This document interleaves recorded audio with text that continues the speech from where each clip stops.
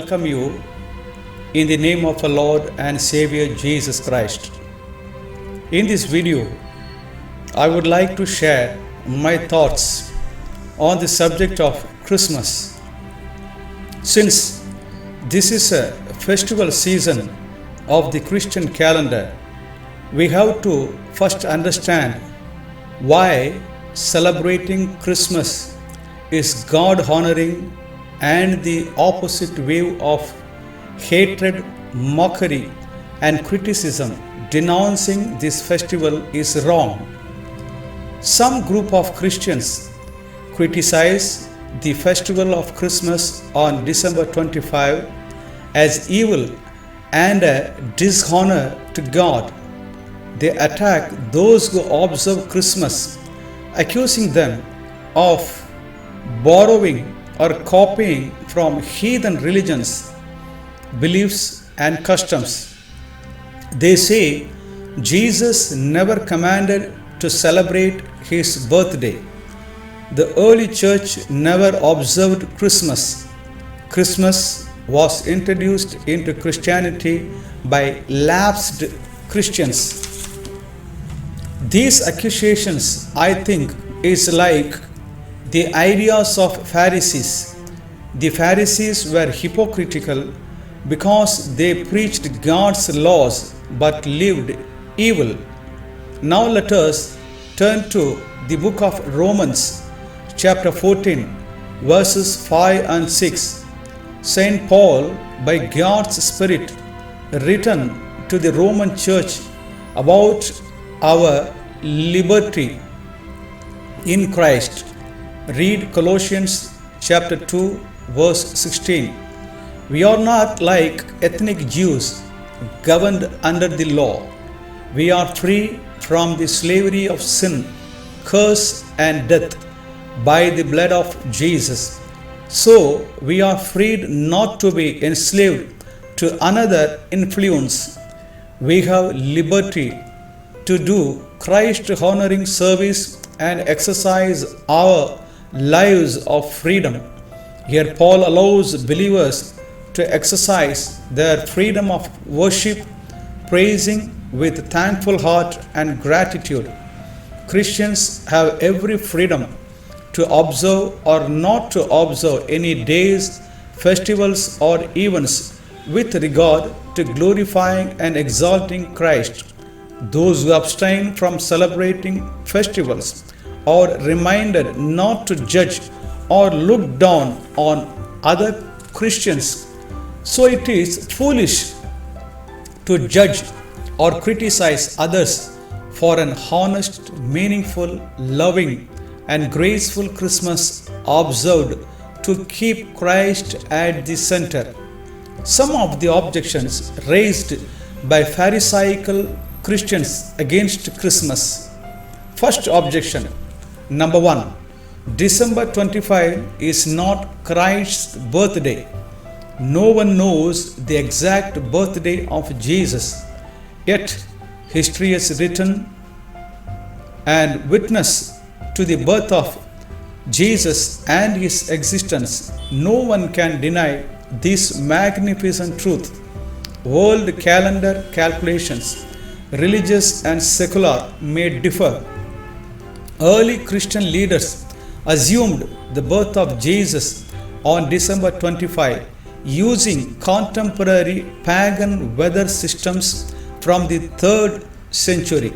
They never established December 25 as the biblically mandated festival for the entire church for acceptance and observance, but large number of people began to remember and celebrate Jesus on December 25 and some on January 6 as a peculiar date honoring the Savior of the Lord.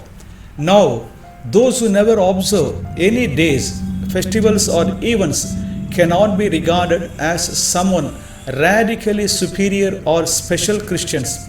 They are also free to honor and worship God without any special days or festivals according to the scriptures. The worldwide Christian church observe and celebrate the life of Christ in three major festivals: 1. Christmas, 2. Good Friday, and 3. Resurrection Day. 1. They have historical significance. 2. They have historical continuity. 3. It is historical faith. 4. It is biblical faith. Jesus even asked his disciples to commemorate and remember his death and coming in his last supper. Every Sunday, believers enjoy, remember, and worship the resurrected Messiah and Lord and his salvation. The great reason to observe a day not in tune with any pagan beliefs and customs for the Lord and his purposes are worthy of praise. Hence, any other day without the possibility of December 25, based on weather and year conditions, are equally good and marvelous in glorifying the Son of God. Therefore, Christians cannot ignore or waste opportunities of this particular date. We don't worship any pagan gods, idols, or Santa Claus.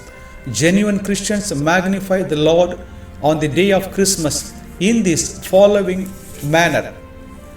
1. They proclaim the good news about Jesus, meditate and share Jesus with others. 2. The life of Christ involving his virgin birth, his humble beginnings, angels singing, shepherds worshipping, wise men bearing gifts from afar. 2. Second objection. Christmas is an Roman Catholic word. The word Christmas dates back to the 11th century.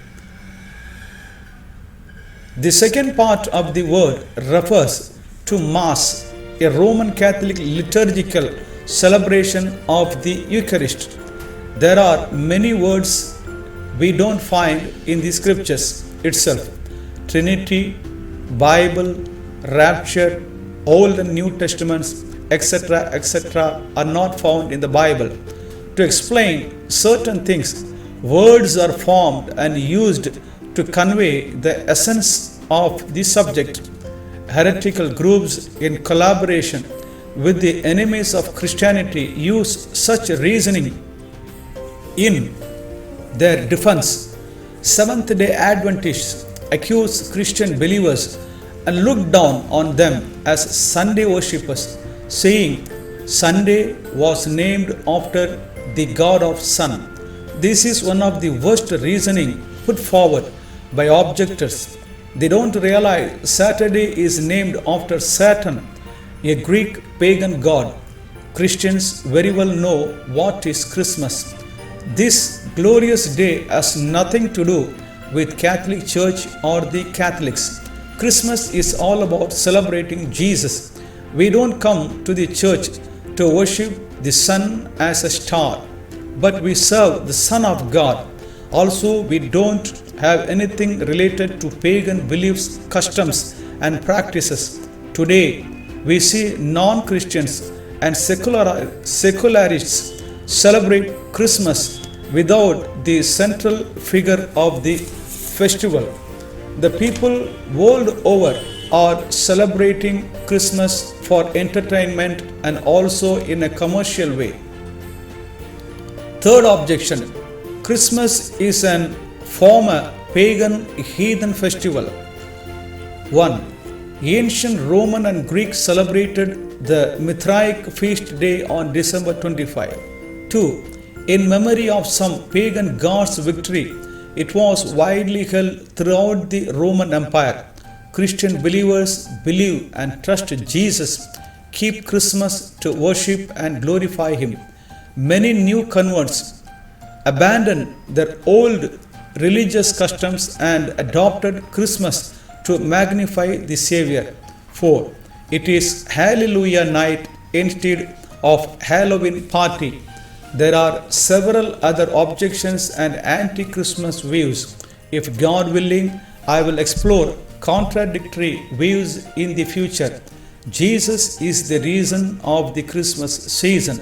God has allowed His people to make personal choice in life, but we have to be careful not to cause another person to stumble or sin. Read 1 Corinthians chapter 10 and verse 31. Thank you, my brothers and sisters in the Lord, for listening to my message. May the Lord give you broad mind to serve the Lord humbly and faithfully. Wishing you all a Christ-filled Christmas. Thank you.